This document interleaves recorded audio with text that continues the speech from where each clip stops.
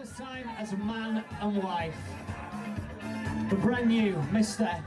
and Mrs. Clarke.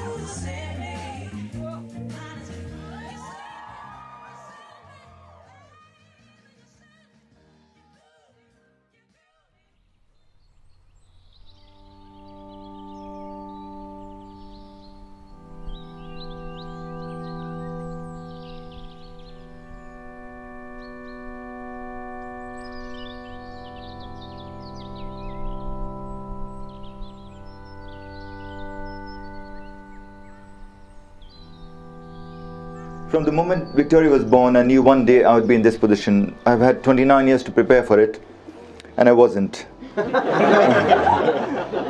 emotional roller coaster of preparing for the wedding and giving your daughter away is one that cannot be described.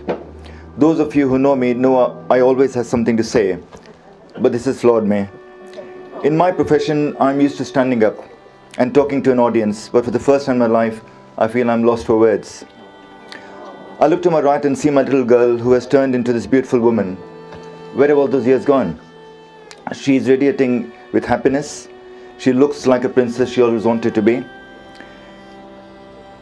It is this happiness which is my consolation. Victoria is marrying a great man, John, who thinks the world of her, and most importantly, makes her very happy. If I had to choose someone for Victoria to be with, I would not pick anyone else. He has patience, kindness and understanding, a bit like me.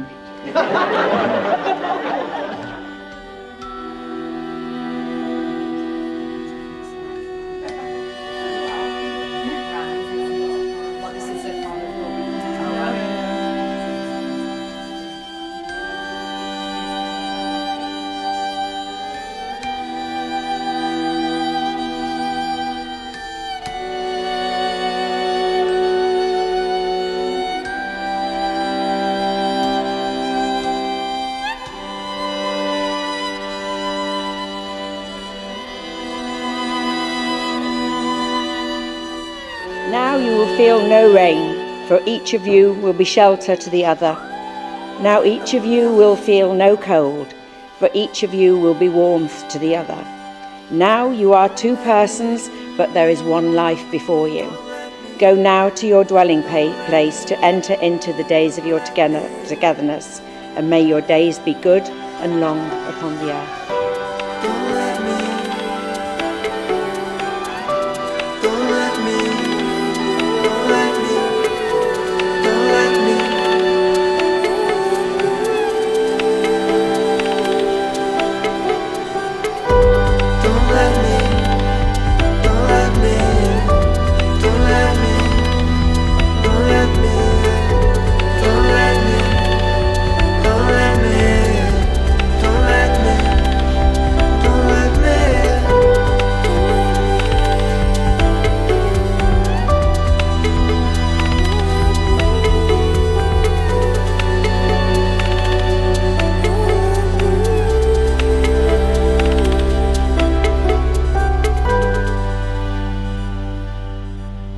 Jonathan Robert, take you, Victoria Seater. I, Jonathan Robert, take you, Victoria Seater. To be my wife. To be my wife. To have and to hold. To have and to hold. From this day forward. From this day forward. For better, for worse. For better, for worse. For richer, for poorer. For richer, for poorer. In sickness and in health. In sickness and in health. To love and to cherish. To love and to cherish. Till death us do part. Till death us do part. According to God's holy law. According to God's holy law. In the presence of God I make this vow. In the presence of God I make this vow.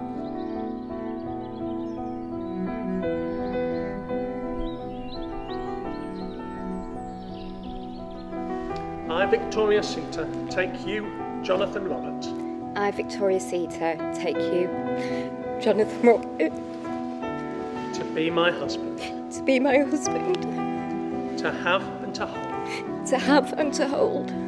from this day forward, from this day forward, for better, for worse, for better, for worse, for richer, for poorer, for richer, for poorer, in sickness and in health, in sickness and in health, to love and to cherish, to love and to cherish, till death us do part, till death us do part, according to God's holy law.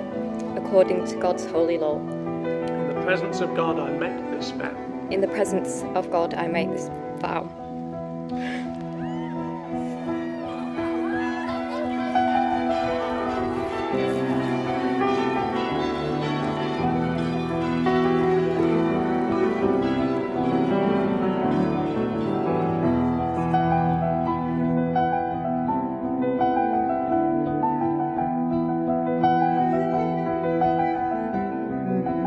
In the presence of God and before this congregation, Victoria and Jonathan have given their consent and made their marriage vows to each other.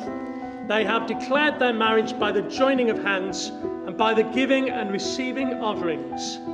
I therefore proclaim they are husband and wife.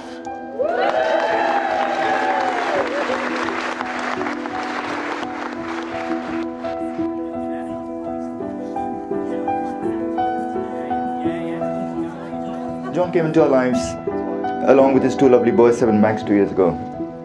I first met him at a wedding reception. I'd heard that Vicky was going out with John for a few months but never met him. I just took an empty seat next to him and introduced myself as Vicky's dad. His face was a picture, like a rabbit caught in a headlight. He did not know where to go.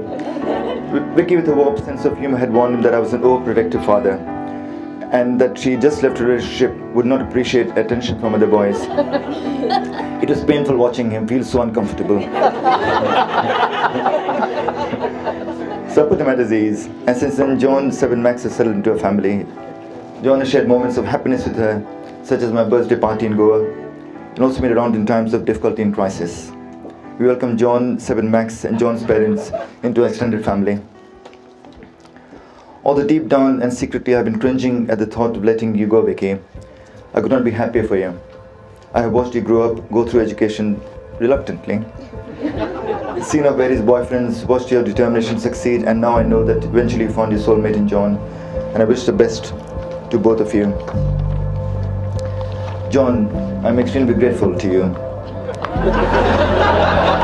for releasing me from her telephone bill, credit card account, and Vicky, obviously, your weekly run stops today. Having married to her mum for an experienced 32 years of sheer marital bliss, I feel I'm in a position to offer you some timely advice, give and take.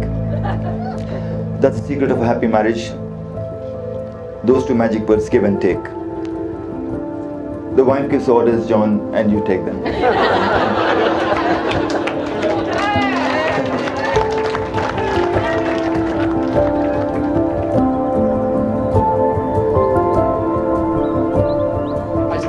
Only a couple of days ago and asked me if he felt happy that Vicky was marrying me, and I must confess that I was a little taken aback when he didn't really answer the question. Instead, he said that he was just glad to have finally paid for a wedding that Vicky was going to turn up for, and that the responsibility of one of the bloody parasites was now mine. I'm not really quite sure what he meant by that, but I think he just described it in his speech. Admittedly, I was pretty nervous about today, but I checked her overnight bag for trainers. That's sneakers. That's sneakers for our American guests. And when I saw that there weren't any, I felt reasonably confident that she wasn't going to do another runner. Anyway, for those of you that don't know the story of how Vicky and I met, we met through a mutual friend. I was having a drink with this friend in a popular Lytham hostelry. From across the room, the most beautiful girl I'd ever seen started to approach us. Lips first. I was awestruck and immediately drawn to the fact that she was shorter than me. but still slightly taller than the 4'10" height requirement to be considered a midget. As she approached, I noticed a precariously balanced summer fruit perched on the edge of a 3/4 full glass of Prosecco. I spotted my opportunity, and with a deft, insanely accurate yet subtle flick, I managed to dislodge the summer fruit, giving me the opportunity to apologise profusely, something I am getting very used to, and buy her another drink for the trouble. For my younger family, it's pretty slick, huh? Numbers were exchanged and eventually dates ensued, and despite continuously keeping up the facade that we weren't actually interested in each other, even to this day, here we are as man and wife.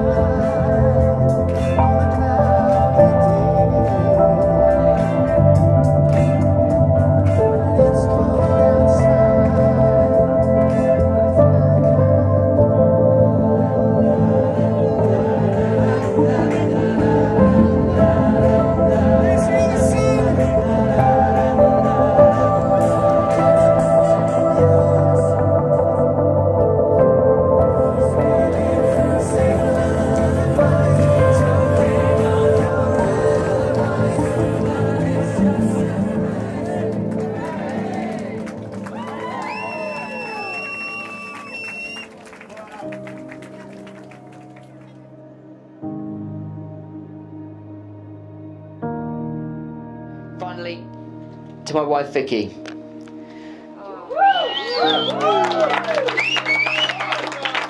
The most amazing woman I've ever met, who stuck by me through thick and thin.